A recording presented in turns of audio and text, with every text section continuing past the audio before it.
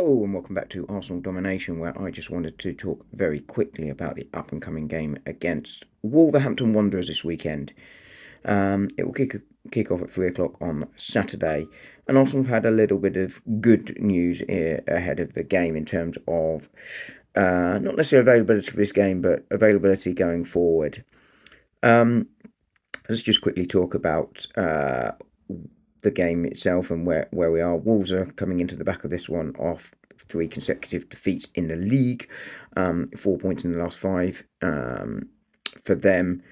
They're in a relegation battle, and in the week, of course, there were a bit of sort of airing of dirty laundry between Wolves management and their star player and captain Matheus Cunha, who is of course linked with Arsenal as a potential option.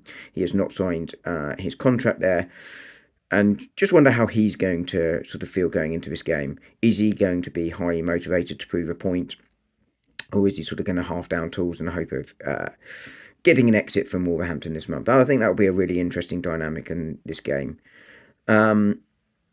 Wolves, I expect, will probably try and attempt a low block, something Arsenal traditionally struggled with going into this game, all season.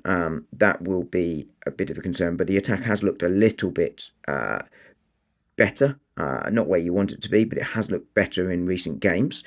And we started to score some more goals. Kai Havertz starting to score a couple after those run of games with some big misses. Trossard, much better. As was Martinelli in the week. But again, we have to sort of factor in the quality of the opponent, particularly midweek, where they haven't played a competitive game for over a month. But this is a game that Arsenal should definitely be winning. Wolves are not one of the strongest sides in the league. They are in a relegation battle. I think they will probably survive, but more by virtue of three teams being worse rather than because they are good.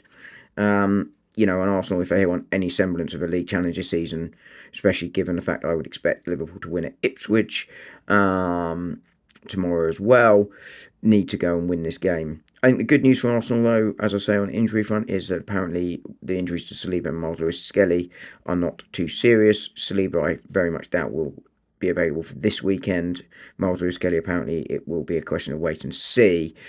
Ben White also apparently close to a comeback, but again, not for this weekend. So I think we'll have a sort of similar squad available for the weekend. Interesting to see if Calafiori will be fit to start or whether he will be on the bench again. But I think the real question will come for Arsenal about what they will do in defence. Does he go back to Thomas Partey at right back, or does he keep with Kivior, who had an okay game against Zagreb, didn't have much to do? There was one really horrid moment, and that is a concern that I had when I did a video on the right back options that I had with him, where you've got him on his left foot at right back and quite a similar profile to Gabriel, that it could well leave us exposed there. So I think that's a choice he's going to have to make, Mikel Arteta, there. Timber will play at right back or right centre half. I would have thought the question is Kivior or Partey or possibly Rice, but I think given Rice's return to form in the centre midfield, and he is our best sort of defensive midfielder, whether he's the 8th or the 6th is kind of irrelevant to some extent. I don't really want to see him in defence there. I know Thomas Partey's had an excellent season, but Rice is the best player and he's starting to return to form. So I think it's a straight choice there between Partey and Kivior. Otherwise it will be Gabriel at centre half. And then if Miles Lewis-Skelly isn't fit, I think Zinchenko or Calafiori will be the options, depending on Calafiori's fitness. Zinchenko had a decent enough game, I thought, actually, on Wednesday night. And this is a type of game where Zinchenko's sort of skill set is well sort of suited. Wolves won't offer much going forward, and his presence on the ball and ability on the ball will be quite useful. Kieran Tierney, of course, is the other option, but I think it will be a straight choice between the two I mentioned. Midfield, Jorginho, of course, played very well at the weekend. I think it will be a choice between him, Partey and Moreno. Partey you'd expect to start if he doesn't start at the back, with Declan Rice playing.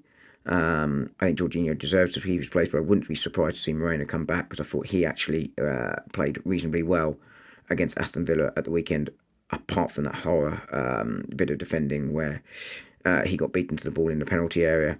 And then up front, I mean, Raheem Sterling will come out. I don't think Ranieri will be fit to start. It will be Trossard, Martinelli and Havertz. And Odegaard, of course, will captain the side in the sort of right 8/10. So, as I say, decisions then for Mikel Arteta will be his left back and his right back, and then consequently who plays alongside Declan Rice and Martin Odegaard in midfield.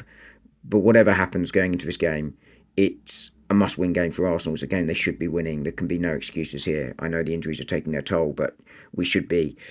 They're easing somewhat, but even with them, we should be too good to beat Wolves, to not beat Wolves even. And I'd expect 3 points. Just on one side note before I go, Mikel Arteta asked quite a lot today in the press conference about transfers. He was quite clear that Arsenal need some help. I think that's absolutely right. I think without that help, Arsenal are going to really, really struggle to sort of mount a title challenge, and you could see the Champions League challenge sort of struggle as well there.